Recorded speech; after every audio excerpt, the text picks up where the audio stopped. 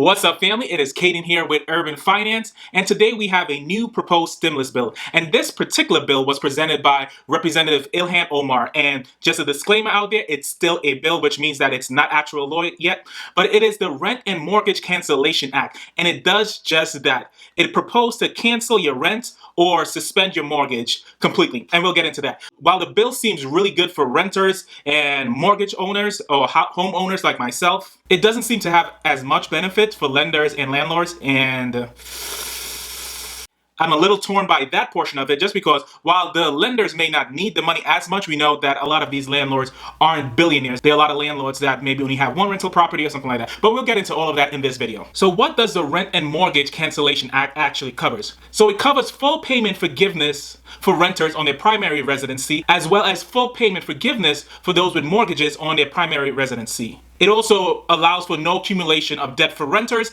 and no accumulations of debt for those with mortgages. It also stops you from being dinged on your credit score.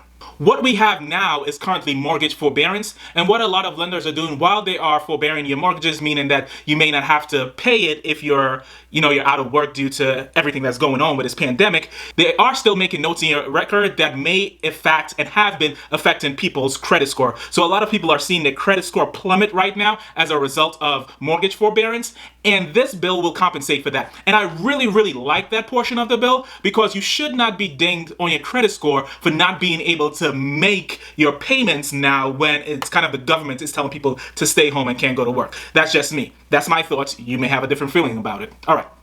So two part of the legislation that I really like is that it applies to all renters and homeowners regardless to how much income you make. And this is important because we know that we have a student debt crisis and in general a debt crisis in America. And so regardless of how much money someone is making, it does not mean that they can handle the burden of losing their full-time job. $200,000 or people making $50,000. Because we know, unfortunately, a lot of us, regardless to our income, often have expenses that equal our income, which means that we have very little saving as a country, regardless to how much we make. So I really like the fact that it applies to both people making a ton of money and people that are not making a lot of money. The other thing that I really like is that it's going to be retroactive back to March 13, 2020. And you will also be reimbursed for payments that you've made, let's say in April, whenever the bill actually passes. So I really like that portion of it. So even if the bill is stalled for a really long time in the House, you will still get those payments back. Now, how are we going to figure out and work out how people will get those payments back is another question. But I really like that portion of the bill. And I think that will really help Americans who are suffering right now because they lost their job. They're still waiting on their $1,200 check. I still haven't gotten my check. It's not going to be $1,200.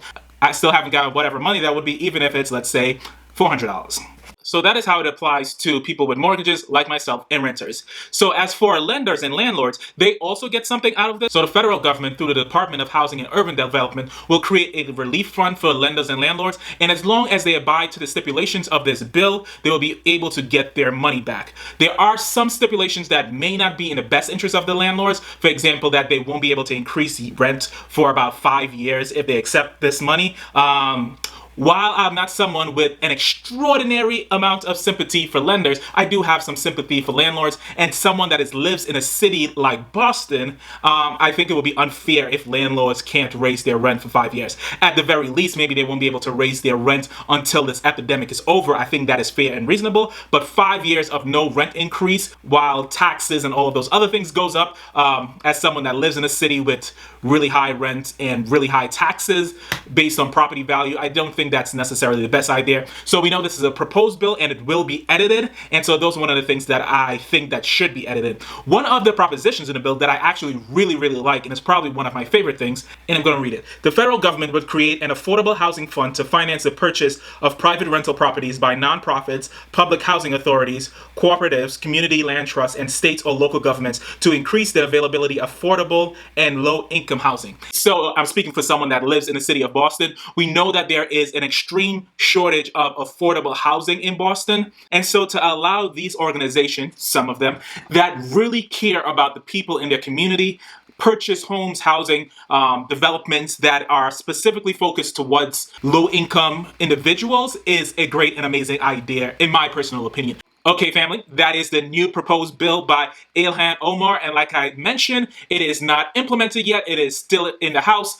Let's see what comes of this. Let's see what comes of the $2,000 a month for the remainder of this epidemic build. Like I say, make sure you check out that video at the end of this one. If you haven't already, please smash that like button, subscribe to the channel, and like I always say, remember to live your best life.